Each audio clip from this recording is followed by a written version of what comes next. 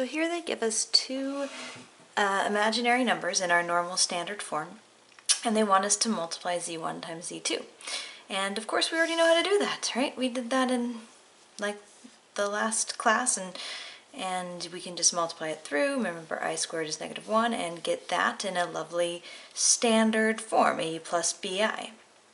But for some reason, we want to do this in polar form. And there are definitely reasons for this, but I won't go into the details now. But we'll go ahead and write each one of these numbers in its polar form, where we can graph this guy as on a real and imaginary axis.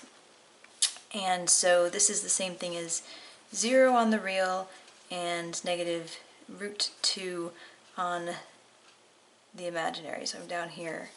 And so my point is down there.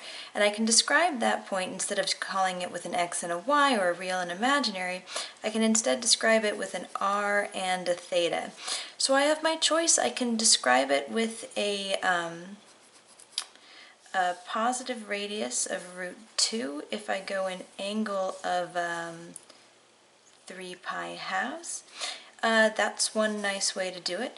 I could also go backwards and call it like a negative pi halves.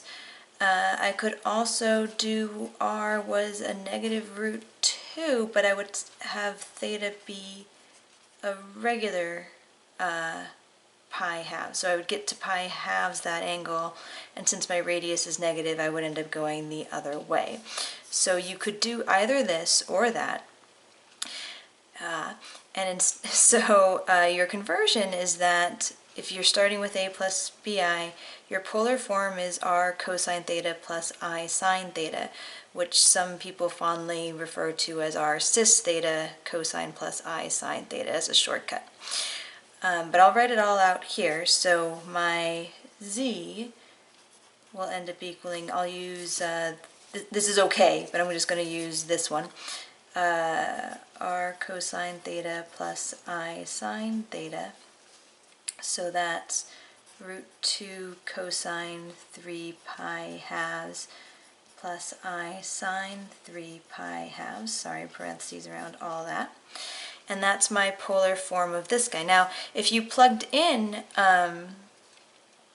values for cosine 3 pi halves and sine 3 pi halves, it would indeed go back, cosine, that's 0, and then sine of 3 pi halves is -1, it would indeed go back to -√2i, which you had. And the first time I was learning this, I was constantly converting back and forth because I liked one better than the other.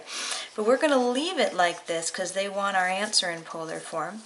So I'm going to write that this guy's polar form is √2, what I get, cosine 3 pi halves plus I sine 3 pi halves.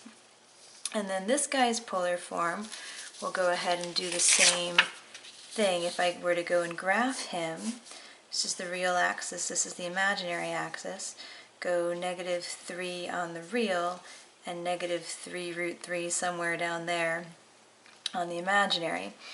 So I went -3 this way, -3√3 that way.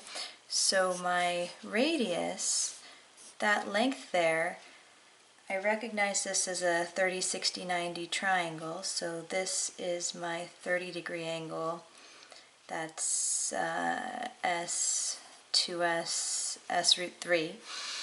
And so that angle, this angle here is a 60-degree angle. So this angle here is 180 plus 60 is 240. And I suppose I should be in radians fine. So 4 pi thirds. And my radius is 6. Now again, lots of ways of labeling this. I could have gone a backwards angle, or maybe I could just go to pi thirds and do a negative radius. That would work pretty well as well. But I'm going to go ahead and use this. So if my r is 6 and my theta is 4 pi thirds, I can write r cosine, whoopsie, what happened here? Let's try that. R cosine theta plus I sine theta, and we'll do that again. r cosine theta plus I sine theta. Yeah, all right. And so, excellent. So we're going to try to multiply these two guys together. And again, when I was first learning it, I was totally missing the point, and I was like foiling everything out. But they want us to use DeMoivre's theorem. I don't speak French, my apologies. I can't say his name correctly. But he says that if you're multiplying two complex guys together, you can multiply their radii and add their angles. So let's do that. Let's multiply these guys' radii, 6 root 2, and add their angles. I'm just going to write it cis right now, and whatever 3 pi halves plus 4 pi thirds is. I swear adding fractions is the hardest thing we do. Let's get a common denominator that's, oh no, 9 pi halves plus 8 pi halves, 9 pi 6 plus 8 pi 6 is 17 pi 6. Sorry, getting a little tired. 6 root 2. And so if I put that back out into the whole form, it'll be 6 root 2 cosine 17 pi over 6 plus I sine 17 pi over 6. And there you go. Now I dare you, if you feel like it, go ahead and put in these values, figure out what those are, figure out what those are, multiply this back out, and you will indeed get what you would get if you just multiply them together. So it's just another form that does have its uses, and but right now we're just kind of working through figuring out how to work with them. And there you go. So you got all of his theorems. They asked you to divide them too, so you could just divide their radii and subtract their angles. And the super useful part comes if you had to do a bunch of them in a row, if you had to take this guy to the 10th power or something, we wouldn't actually want to do that by foiling. That would be a huge pain in the butt.